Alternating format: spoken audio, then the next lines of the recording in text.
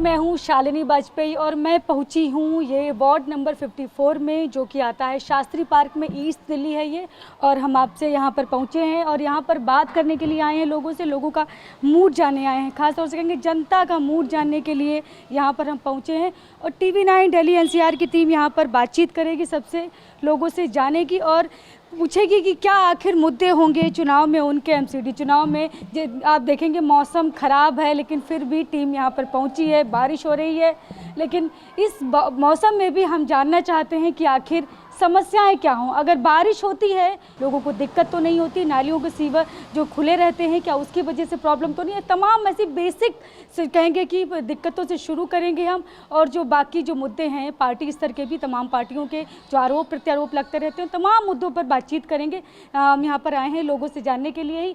Uncle बताइए क्या नाम है आपका, और आप अगर चुनाव आज हो जाते हैं, चूँकि चुनाव भी जल्द ही सुबुगाहट शुरू हो गई है, जल्दी तारीख भी घोषित कर दी जाएगी, तो अगर नगर निगम के चुनाव अभी होते हैं तो आप लोगों के मुद्दे क्या होंगे यहाँ पर?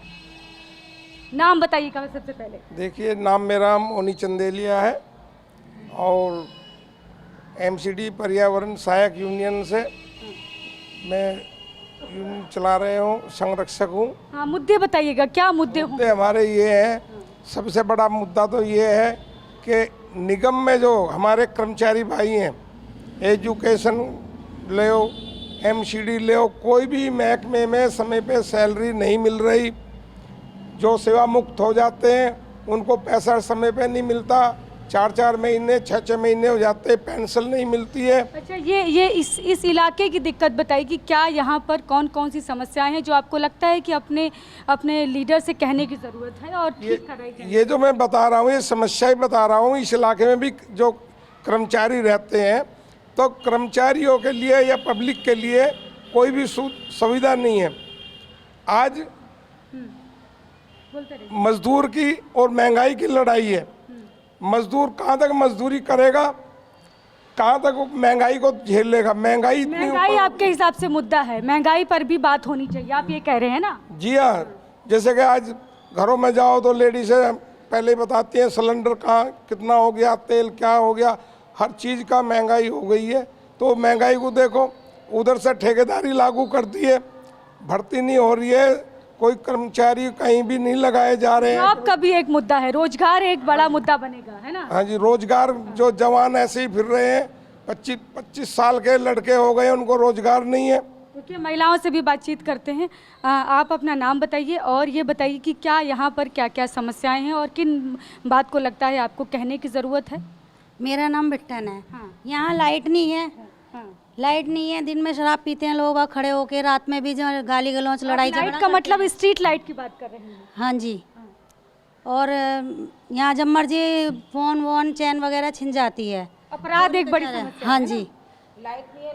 और बताइए, जैसे हमारे पास कल भी हमने किया था, लोगों से बातचीत की थी, तो तमाम हमें लोगों ने कमेंट जो किए थे, सबका ये कहना था कि दिल्ली को शराबी बना दिया, जो आप ये बात कह रही हैं। हाँ जी, ये ठीक बात है, शराबी बना दिया है। शराब दिन में जब मर्जी, मतलब रात में दिन में सब पीते रहते हैं यहाँ पे। बाहर निकलना मुश्किल होता है। बाहर बहुत निकलना मुश्किल है, यहाँ तक कि घर से झांकने में भी बहुत गलत लगता है, अच्छा नहीं लगता, दिक्कत लगती है। मतलब घर में जो बेटियां हैं वो स्कूल जाती हैं और लोग बाहर खड़े होकर शराब पीते हैं। हाँ जी, हाँ जी, जब मर्जी खड़े होके, जब मर्जी टाइम होता है, सुबह हो शाम हो, खड़े होके पीते रहते हैं। फिर इसी टॉयलेट भी यहीं करते हैं खड़े हो। अच्छा, आपको लगता है शराब, जो बात कही जा रही है कि दिल्ली को शराबी बना दिया, ये बात बिल्कुल सही है? बिल्कुल सही है, बच्चों को छोड़ने जाना पड़ता है, साथ में लेके आना पड़ता है, इसी वजह से। अच्छा, और ये इस पर जवाब भी लेंगे। ये बताइए कि आपको क्या लगता है, ये बात जो कह रही हैं, आप इधर आइए और बात कहीं अपना नाम बताइए, कि ये कह रही हैं कि दिल्ली को शराबी बना दिया, जैसे इन्होंने कहा भी कि बाहर खड़े होकर लोग शराब पीते हैं, तो क्या मतलब ये सही बात है? ये जो कमेंट लोग करते हैं ये बिल्कुल सही है? मैम, सबसे पहले तो मैं आपके चैनल का धन्यवाद करना चाहता हूँ। मेरा नाम कुलदीप चिंडालिया है, मैं अध्यक्ष हूँ सादा नॉर्थ जोन का, MCD पर्यावरण सहायक यूनियन है। जैसे कि हमारी बहन जी ने बताया, ये बिल्कुल सही बात है। यहाँ पर देखिए, सबसे पहली विडम्बना की बात तो ये है, दिल्ली में जगह जगह तो ठेके खोले जा रहे हैं, जगह जगह ठेके, गली के बाहर ठेके, इलाकों के बाहर ठेके, इतनी शराबें जो है फ्री, मतलब बिजनेस जो हो रहा है फ्री शराबों का हो रहा है। तो जाहिर सी बात है, जनता पे काबू कहाँ से होगा? जब वो फ्री पैसे की एक बोतल एक मिल रही है तो उसके साथ 4-4 थैले लेके जा रहे हैं, ऐसा व्यवहार हमने देखा है। और जैसा कि आपके चैनल के माध्यम से बताना चाहता हूँ, एक बच्चा अगर स्कूल पढ़ने के लिए जाता है तो सबसे पहले वो अपने शिक्षक को नहीं देखता है, लेकिन जो है ना शराब के ठेकों को पहले देखता है। तो क्या बच्चा वो पढ़ पाएगा? तो मैं जो भी सरकार है जिसके अंडर में भी ये शराब के ठेके आने चाहते हूँ, मैं इनको यही कहना चाहूँगा कि पैसा कमाने के शराब के तो ठेके आम आदमी पार्टी पर पूरा बीजेपी ने आरोप लगाया कि इन्होंने एक तरह से कहेंगे कि प्रदर्शन भी किया था और शराब नीति को लेकर भी आरोप लगाए थे, तमाम तरह के भ्रष्टाचार की बात कही गई थी। तो कहा गया था कि दिल्ली में घर घर शराब इन्होंने पहुंचाई। इस तरह के आरोप बीजेपी लगाती है।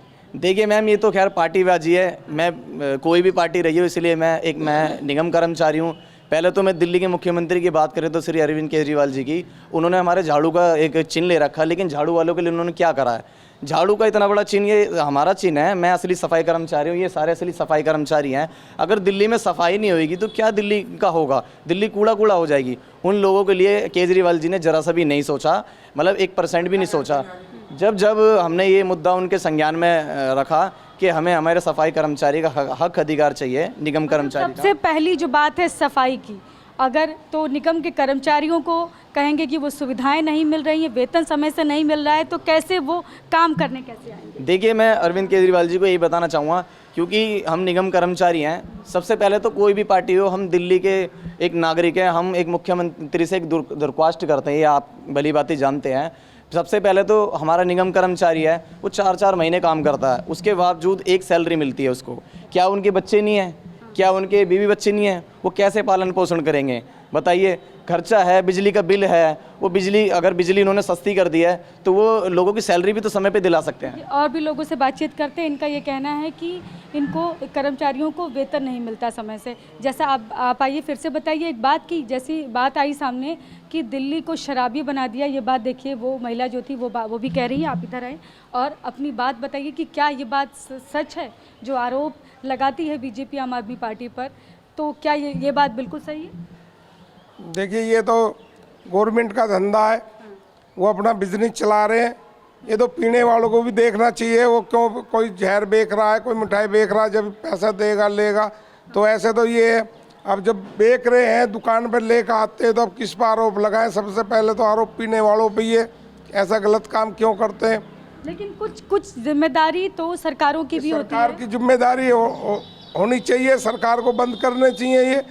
अगर सरकार चाहे तो इनको बंद कर सकती है। ऐसे जैसे कि और चीज़ें कंट्रोल से बिक रहा है, सोने को भी तो लपकों के बेच रहे हैं ये। जैसे सोना चांदी अंदर बिक रहा है, ऐसे ही इसको कर दिया जाए तो आम आदमी, गरीब आदमी बच जाएगा इस पकड़ से। तो सबसे बड़ा जो मुद्दा ये है कि हम जो है आज 12-13 हज़ार रुपये कर्मचारी को मिल रहे हैं, उसमें ना तो वो अपने बच्चों को पढ़ा रहा है, ना लिखा सकता है, ना किराए पे।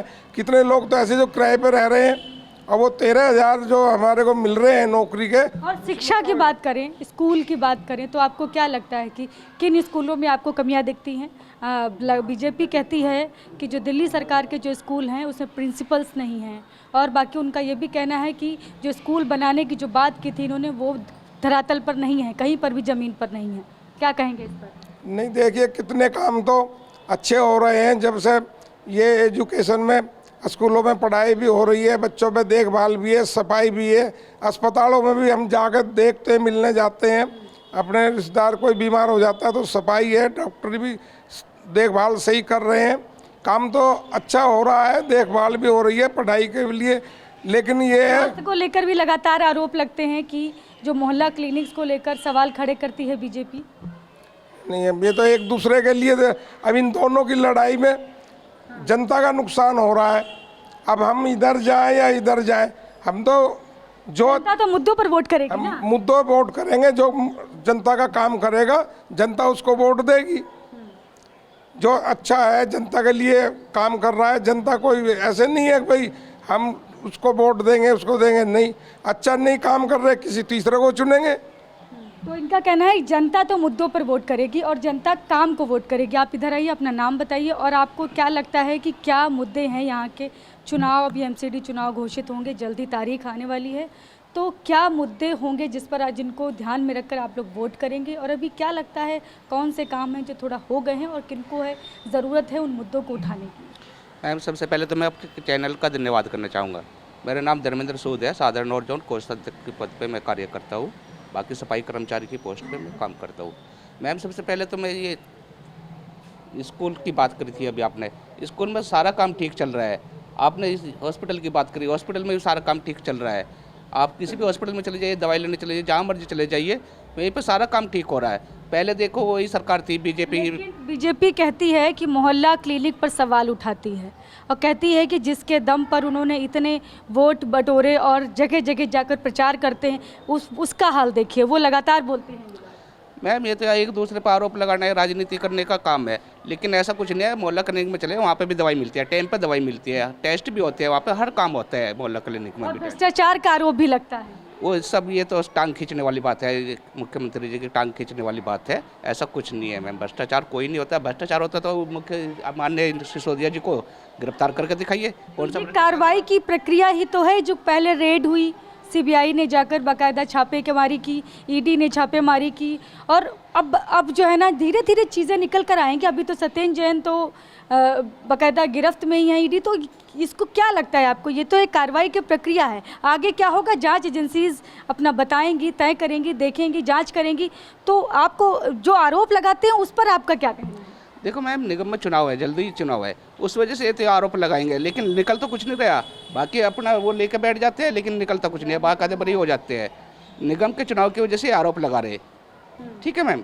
तो आपको लगता है जानबूझकर ये किया जा रहा है और इस तरह के मुद्दे नहीं हैं, आपको ये समझ? जी मैम, जी मैम, ये सब कुछ जानबूझ कर किया जा रहा है, ऐसा कोई मुद्दा नहीं है। बाकी ये आम आदमी पार्टी काम कर रही है और काम ही करती है, गरीब के लिए वो 24 घंटे खड़ी रहती है। तो इनका कहना है कि ये जानबूझकर किया जा रहा है, इस तरह के आरोप बाकायदा ये खुद जनता इस तरह की बात कर रही है। आप आइए इधर और आप बताइए आगे, सबसे पहले अपना नाम बताइए और आपको क्या लगता है कौन से ऐसे मुद्दे हैं जिस पर काम करने की ज़रूरत है। ख़ास तौर से अगर महिलाओं की बात करें तो उन्होंने कहा कि यहाँ पर स्ट्रीट लाइट नहीं है, तो इसकी वजह से रोड पर अंधेरा रहता है, तो अपराध कहेंगे कि मोबाइल जैसे उन्होंने बताया कुछ छीनने की घटनाएं भी, तो इस तरह के जो अपराध हैं, जो महिलाओं के साथ छेड़खानी भी, तो कैसे वो लोग कैसे आज़ादी से कैसे बाहर जाएंगे? जो बड़े बड़े दावे करते हैं, लीडर्स करते हैं, तो उस पर क्या कहें? मैं आपका पहले तो आपका चैनल का धन्यवाद करती हूँ कि आपने हमारी आवाज़ को बुलंद करने के लिए हमारे लिए यहाँ आए। और जी अपराधों की बात तो ये है कि हम यहीं रहते हैं, ना ही तो अपराध तो कभी कम नहीं होएगा, क्योंकि ये एक दूसरे की टांग खींचने वाली बात है। यहाँ पर सड़क पे अभी कोई थोड़ा सा 5 बजते ही कोई भी लिकड़ नहीं सकता। बच्चे की एक तो बच्चे की टीम उठाने वाली घूम रही है, दूसरी बात दारू शराब जुआ बीड़ी सिगरेट सब यहीं इसी रोड पे पीते हैं। क्या है क्या इसमें कोई हमारे लिए सुविधा है? नहीं। इसी रोड पर स्कूल है, मैंने देखा ये स्कूल, ये इसी रोड पे स्कूल भी है, एक नहीं 5 स्कूल है यहाँ पे। बच्चे पढ़ रहे हैं, बच्चे इनको उठाया जाता है, बच्चों की कोई सुविधा नहीं है। दूसरी बात कर्मचारी इनकी कोई सुनता नहीं है, कर्मचारी इनको ये बोलते हैं। पहले अगर शिक्षा की बात करें तो इसी रोड पर आपने जैसे बताया कितने स्कूल हैं, और यहीं पर इन्होंने बताया दिन में लोग शराब पीते हैं खड़े होकर खुलेआम, और वही बोल रही हूँ। बच्चे जाते हैं आते हैं, कोई इनके लिए सुविधा नहीं है। ठीक है, 4-4 10-10 टोली खड़ी हो जाती इसी रोड पे। इसी रोड से 5 स्कूल निकलते हैं। 5 स्कूलों का जो 10वीं का भी है और 5वीं का भी है और 8वीं का भी है, सभी बच्चे यहाँ से जाते हैं। किसी बच्चे को कोई सुविधा नहीं है। पढ़ाई की सुविधा ये है, पढ़ाई अच्छी हो रही है, स्कूल अच्छे हैं, एजुकेशन अच्छी मिल रही है, मगर यहाँ की जो गंदगी है ना, ये गुंडागर्दी जो है ना, ये छोटी कॉलोनी अपराध जो हैं उसकी वजह से बहुत परेशानी है। अपराध कहीं से कम नहीं हो रहा, नहीं कहीं से कम नहीं हो रहा, अपराध कहीं से कम नहीं हो रहा है और बहुत ज़्यादा परेशानी होती है। अपराध लगातार बढ़ रहे हैं, महिलाएं कैसे बाहर जाएं, कैसे दिन रात में निकलने में डर लगता है। देखो रात को तो बात, दिन में ही डर लगता है। यहाँ तो दिन में ही छीना झपटी हो जाती है, पर हम तो मुद्दा हम कर्मचारी हैं। नहीं, आप यहाँ की अगर बात करें, ये इस इलाके की बात, इलाके की मैं बात कर रही हूँ, इसी इलाके की मैं कर्मचारी हूँ, इसी इलाके की मैं अध्यक्ष हूँ, लेडीज़ की जो महिला मोर्चे पे अध्यक्ष हूँ मैं इसी इलाके की बात करती हूँ। तो जब भी हमारे कर्मचारियों को पहले खींच लेते हैं, हमारे कर्मचारियों की 4-4 महीने तनख्वाह हो गई है हमारे। तो ये तो कर्मचारियों की समस्या है, लेकिन आम जनता की अगर बात करें, बच्चे स्कूल में जो पढ़ने जाते हैं उनकी बात करें, स्वास्थ्य की बात करें, स्वास्थ्य की ये स्वास्थ्य भी ठीक है, सब कुछ ठीक है। मैंने गया गुंडागर्दी, दारू जुआ झप्पड़, बीड़ी पीने वाले, सिगरेट पीने वाले, छुरी चक्कू वाले इसी रोड पे ज़्यादा घूमते हैं। ठीक है, और आम जनता जो है सुरक्षित नहीं है। ये सारी बातें आप लोग क्या पूर्व पार्षद से कहा उन्होंने, तो उनका क्या जवाब आया? कुछ उनके पास तक पहुँचे? नहीं, कुछ नहीं, कोई जवाब नहीं देता, कोई हमारे लिए हमारी कोई सुनता नहीं है, हमारा कोई भी सुरक्षा का कोई हमारी कोई इंतजाम नहीं होता है। तो जैसा इन्होंने आरोप लगाया कि अपराध बहुत हैं, इस खासतौर से इस इलाके की बात करें, मैं वार्ड नंबर 54 में हूँ। आपको फिर से बताऊँ, ये शास्त्री पार्क के पास का इलाका है। तो और भी लोगों से बातचीत करेंगे। आप आइए, आप बताइए कि आप पहले बताइए अपना नाम। आरोप ये लगा रही हैं कि यहाँ पर स्ट्रीट लाइट नहीं जलती हैं, जिसकी वजह से बाहर निकलना मुश्किल होता है। रात में कैसे जाएं बेटियां बाहर पढ़ने के लिए। दूसरी बात इन्होंने कही कि यहाँ पर इस रोड पर शराब पीते हैं लोग खुलेआम। इस पर क्या कहेंगे? जहाँ तक स्ट्रीट लाइट की बात है तो हमारा यहाँ ऑफिस है, हमारा ये 100% प्रयास रहता है और ख़ुद भी मेरा यहाँ एरिया में घूमना रहता है। जो जानकारी में आती है तो तुरंत इस समय एमसीडी की तरफ से 24 घंटे के अंदर लाइट ठीक होती है। बहन जी ने बतलाया, मुझे नहीं जानकारी, कभी मेरे संज्ञान में भी नहीं आया। आता है तो हम तुरंत 24 घंटे के अंदर हर स्ट्रीट लाइट को, क्योंकि आजकल एक नंबर भी दिया हुआ, डायरेक्ट भी कर सकते हैं, 24 घंटे में उसका जवाब देना अनिवार्य होता है। पता नहीं, पहले बता दूं कि आप देखिए भीगते हुए आए हैं, लेकिन जनता के सवालों का जवाब देने के लिए आए हैं, क्योंकि ये बारिश हो रही है, मौसम ख़राब है, जैसा कि हमने पहले भी बता दिया, लेकिन फिर भी इस बारिश में भी पहुँचे हैं और हर बात कहेंगे। आपने अभी तक विकास कार्यों की बात करें तो इस इलाके के बताइए, और उसके साथ साथ जो एक आरोप लगातार, एक बड़ा सवाल, एक बड़ा मुद्दा इन सभी लोगों ने बोला कि दिल्ली को शराबी बना दिया। ये जो बात है, ये हमारे जो दर्शक हैं उन्होंने कमेंट की थी, तो उसी पर हम आपसे पूछना चाहते हैं। निश्चित तौर पर ये तो आम जनता, हर क्षेत्र की, हर मोहल्ले की ये समस्या है कि दिल्ली को शराब की मंडी बना दिया। इसका हम लोग भी विरोध करते हैं और मुझे लगता है क्षेत्रवासियों ने समय समय पर रहते हुए इसका विरोध भी किया, धरना भी हम लोगों ने इसमें दिया और उसका रिजल्ट भी आया कि केजरीवाल जी को अपनी पॉलिसी वापसी लेनी पड़ी। तो निश्चित तौर पर जो बहन ने कहा, ये बहुत बड़ी समस्या आती है ऐसे क्षेत्रों में जहाँ लोग कम पढ़े लिखे हैं, अनऑथराइज कॉलोनी है, गरीब लोग हैं, एक के साथ एक फ्री मिल रही है। तो जो कभी एक पीता था वो सोचता था कि भाई अब तो एक के साथ दो भी मिली। तो ऐसे क्षेत्र में गुंडागर्दी भी बढ़ी, उसके कारण लूट खसोट भी बढ़ी। अपराध की घटनाएं उन्होंने बताया बहुत हैं इस इलाके, इस यहाँ पर कहेंगे इसी रोड पर स्कूल हैं 5 इन्होंने बताया उसके, और वहीं पर लोग शराब पीते हैं, वहीं पर इस तरह की घटनाएं होती हैं। निश्चित तौर पर कई बार हमारी एसएचओ साहब, एसीपी साहब के साथ जब मीटिंग होती थी क्षेत्र की समस्याओं को लेके, तो हम लोगों ने जब स्कूल की छुट्टी के समय और जब तक बच्चियां सुबह मॉर्निंग में और छुट्टी होती थी, उसके लिए एक मोटरसाइकिल की टीम यहाँ लगी हुई है, वो आती है, देखती है, कई बार लोगों को पकड़ा भी है। मैं ये नहीं कह सकता कि वो जो बहन जी कह रही है वो बिल्कुल नहीं होता, और रात को कई बार स्कूल बंद होता है तो वो लोग यहाँ पीते भी होंगे। दिन में बता रही, दिन में पीते? दिन में कभी हमारे संज्ञान में, बहन जी मैंने कहा ना 2 मोटरसाइकिल, हाँ, तो बिल्कुल ये कह रहे हैं। तो निश्चित तौर पे मैं ये नहीं कह रहा कि ये गलत कह रहे हैं। कभी हमारे संज्ञान में जैसे आया, उस समय थाना कमेटी की मीटिंग होती थी, तो उसमें बाइक वाले इसीलिए लगाए थे कि यहाँ देखें।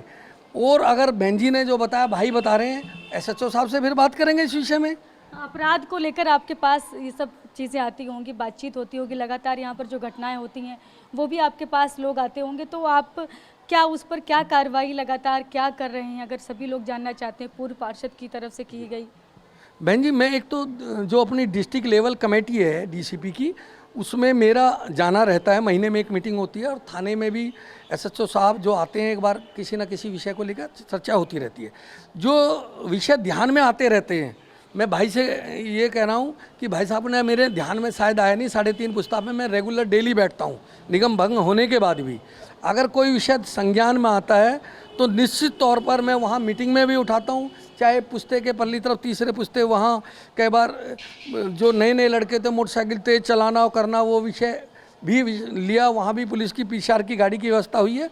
निश्चित तौर पर जो भाई जी कह रहे हैं, इनसे मैं बात करूंगा आपके कार्यक्रम के बाद, और फिर डीसीपी साहब से या एसएचओ साहब से, जिससे भी करना होगा। और आप बताइए कि ऐसे कौन से आपको लगता है कि आपने विकास कार्य किए हैं, और कौन से लगता है अगर अभी मौका मिलेगा आपको दोबारा चुनाव लड़ने का, दोबारा अगर आते हैं, तो फिर ऐसे क्या है जो रह गया जिसको करने की ज़रूरत है? मेरा ये मानना है कि इस क्षेत्र के अंदर जब मैं आया तो यहाँ कॉर्नर पर जो हम जहाँ से एंट्री होती है, यहाँ ढलाव घर था। यहाँ के लोगों ने मुझे कहा कि भाई अगर ये यहाँ से रोड से, हमारे यहाँ रिश्तेदार आने बंद हो गए क्योंकि रोड पर कूड़ा गिरता था स्वाभाविक तौर पे, उसको हम बैक साइड में नाले की तरफ ले गए। यहाँ आने के बाद लोगों की एक समस्या थी, स्कूल जो पीछे भी आपके पीछे हैं उस स्कूल की बिल्डिंग बनवाई। उसके बाद आयुर्वेदिक, एलोपैथिक, होम्योपैथिक 3 डिस्पेंसरियाँ बनाई, पंचकर्मा हॉस्पिटल बनाया। मेरे सफाई कर्मचारियों के लिए एक दिक्कत होती थी, जैसा ये मौसम है हमारे इस वार्ड के अंदर 4 हाजिरियाँ होती है, जो 4 जगह उसको देख रेख होती है। तो बहनों की तरफ से एक सुझाव आया था उस समय कि आप ये बतलाएं कि भाई हम अगर ऐसे मौसम में कहीं किसी को फ्रेश होने के लिए जाना पड़ा, खाना खाने के लिए जाएं, कहाँ जाएं। तो इनकी बात को मानते हुए उस समय हमने 4 हर हाजिरी पे एक रूम बनाया, वहाँ लेडीज जेंट्स दोनों टॉयलेट बनवाए। और जहाँ तक पक्के होने की बात है, मैं एक विषय और कह सकता हूँ कि जब मैं यहाँ से पार्षद बना तो निगम के इतिहास में पहली बार 5,500 कर्मचारी पक्के मेरे कार्यकाल में हुए। और यहाँ आप डिस्पेंसरी को भी देख सकती है कि वहाँ वार्ड लेवल ऑफिस, जिसको कि मैंने जमुना पार में सबसे पहले हमने बनाया कि लोगों को एक समस्या होती है जी जेई कहाँ बैठते। एक बात और आपसे करें कि लगातार ये आरोप लग रहा है आम आदमी पार्टी पर, तो उस पर बीजेपी जो अपनी बातचीत लगातार आरोप लगाती है, तो उस पर क्या कहेंगे आप? कहेंगे कि बताइए कि अगर अभी की अगर बात करूँ, अभी कल ही कहा है, अभी बीजेपी आदेश गुप्ता जी ने पीसी की थी, तो उन्होंने बोला था कि ज़मीन पर कब्जे करा रहे हैं विधायक आम आदमी पार्टी के, उस पर क्या कहेंगे? बिल्कुल निश्चित तौर पे उसको तो प्रूफ शैलेंद्र जी ने भी दिया है, क्योंकि हमारे क्षेत्र के अंदर यहाँ ज़मीनें नहीं है, अनऑथराइज कॉलोनियाँ है, तो गवर्नमेंट की लैंड नहीं है इस वार्ड के अंदर। जो है वो उसमें जन सुविधाएँ हैं, इसलिए। लेकिन निश्चित तौर पे वो शैलेंद्र जी मेरे साथ पार्षद रहे, उन्होंने फ़ोटो दिखाएँ कि वो लोग कर रहे हैं। जहाँ इनका दाव लग रहा है, जैसे यमुना विहार वगैरह ऐसे एरिया में ये प्रयास कर रहे हैं। तो एमसीडी के स्कूलों में एक सर्वे आया कि एमसीडी के स्कूलों में पढ़ाई का स्तर बहुत ख़राब है। बहन जी, मैं हो सकता है मैं नहीं कह रहा, लेकिन मेरे क्षेत्र के स्कूल के अंदर आप जाके देख सकते हैं, बिल्डिंग देख सकते हैं, पढ़ाई का सिस्टम जो अभी यहाँ नज़दीक ही है, इसके बैक साइड में आपको यहाँ देखने को मिलेगा कि हमारे स्कूलों में। और निश्चित तौर पे यहाँ पे सिफारिश लगती है एमसीडी के स्कूल में। आप देखोगे कितने बच्चे हैं, वहाँ ये कहा जाता है पेरेंट्स की तरफ से कि जी हमारा एडमिशन कराओ, तो चाहे दूसरे एरिया से। तो मैं ये कह सकता हूँ कि अगर मैं आपके इलाके के अच्छे हैं, आपके एरिया के अच्छे स्कूल हैं, तो आपको क्या लगता है कहाँ के खराब स्कूल है? नहीं, मेरी जान सर्वे में कहाँ से आता है? देखो जी, मुझे नहीं मालूम कि कहाँ के सर्वे में गलत आया। मैं तो आपने मेरे क्षेत्र में एक कार्यक्रम रखा है, तो मेरे क्षेत्र के 2 स्कूल है और 2 पालियों में लगते हैं, तो 4 स्कूल कहे जाएंगे।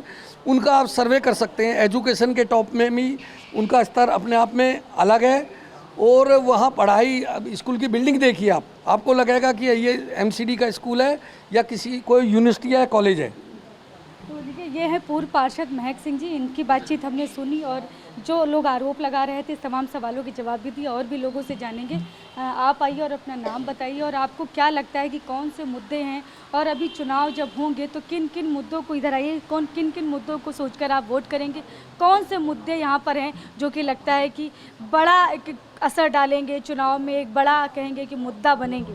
नहीं, हमारा मुद्दा सैलरी का है। नाम बताइए अपना, थोड़ा लोकल की दिक्कत कहेंगे, और वो बताइए कि जो यहाँ पर आप लोग रोज़ फेस करते हैं इस एरिया में रहते हुए, निगम की अगर बात करें तो क्या आपको लगता है कि कौन कौन सी समस्याएं हैं वो बोलिए? नहीं, समस्या हमारी तो सिर्फ सैलरी की है। 4-4, 5-5 महीने हो जाते हैं, हमें बड़ी मेहनत से काम करते हैं। निगम कर्मचारी? हाँ जी, निगम कर्मचारी। नाम नहीं बताया आपने? पिड्डू मलाई। अच्छा, तो आपको लगता है कि आपको वेतन नहीं मिल रहा है? वेतन नहीं, 4-4, 5-5 महीने हो जाते हैं। तो फिर और कोई समस्या इसके अलावा कोई और मुद्दा नहीं होगा? यही मुद्दा बनेगा? यही है हमारा तो मुद्दा। आपके लिए ये हो सकता है, इस एरिया का मुद्दा क्या होगा? यहाँ पर जो भी चुनाव लड़ेगा उसके लिए क्या मुद्दा, लोग किन चीज़ों को ध्यान में रखकर वोट करने जाएंगे? ये तो मैं कह नहीं सकता। तो और आपको क्या लगता है कि कौन कौन से ऐसे मुद्दे हैं कि जो जिन पर लोग, जिनको सोचकर, जिनको दिमाग में रखकर लोग वोट करेंगे? जाकर इधर आइएगा। और हाँ मैम, सबसे पहले तो मुद्दे ये होंगे, जैसे कॉलोनियाँ हैं यहाँ पर, मैम ने बताया कि चोरी चकारी होती है, उन पे कार्रवाई हो। अपराध बड़ा मुद्दा बने? हाँ, अपराध भी एक ज़्यादा मुद्दा है, क्योंकि ये बताते हैं यहाँ पर ऑन ड्यूटी कुछ लोग शराब पीते हैं, फिर कुछ लोग खड़े होकर यहाँ शराब पीते हैं, तो ऐसा नहीं होना चाहिए। यहाँ पुलिस प्रशासन की पूरी कार्रवाई होनी चाहिए यहाँ पर। जो हमारे दर्शक ने एक कमेंट किया था कि दिल्ली को शराबी बना दिया, तो मतलब ये बड़ा मुद्दा बनेगा, इस तरह की बातें जो हमने यहाँ पर जो लोगों से बातचीत की, जनता का जो मूड जाना, तो उसमें इसी तरह की बातचीत निकली। और हम आपको दिखाएंगे कि यहाँ पर हमारी शिकायत पेटिका हम आपको दिखाएंगे। ये देखिए पूर्व पार्षद जी, ज़रा एक चीज़ और बताइएगा, हमारे यहाँ ये शिकायत पेटिका लगी हुई है इस तरफ, इसमें जो समस्याएं जो लोग लिख कर डालेंगे, तो क्या आप उसका समाधान करेंगे? निश्चित तौर पे आप जो भी हमें बतलाएंगे और उसका तुरंत आपको 24 आवर्स के अंदर आपको उसका समाधान मिलेगा और आप चेक कर सकते हैं। चलिए, तो ये पूर्व पार्षद महक सिंह ने कहा है कि हम उसका समाधान करेंगे और हम आपको पहले शिकायत पेटिका दिखाएंगे। ये शिकायत पेटिका है, ये देखिए, ये शिकायत पेटिका है। यहाँ पर जो भी समस्याएं आपको लगता है जिन पर समाधान होने की ज़रूरत है, जो शिकायतें कोई नहीं सुन रहा है, ऑफिसर नहीं सुन रहे, आपको लगता है कि लीडर नहीं सुन रहे, कोई नहीं सुन रहा है, तो इसमें डालिए और हम आपकी उस समस्या का समाधान करेंगे। उसके साथ ही साथ हम आपको दिखाएंगे QR कोड भी है, जहाँ से आप हमारे जो TV9 दिल्ली NCR है उसको आप यहाँ से QR कोड भी है, देखिए हम आपको दिखाएंगे। ये QR कोड है, इसको आप स्कैन करके यहाँ से इसको सब्सक्राइब कर सकते हैं। लाइक करिए, शेयर कीजिए और हमें भी सुझाव दीजिए और बताइए कि और क्या क्या समस्याएं हैं, हम आपके किस इलाके में पहुँचे, ये हमें ज़रूर बताइए। बाकी शुक्रिया, धन्यवाद, फिर मिलते हैं इसी तरह से किसी दूसरे एरिया में।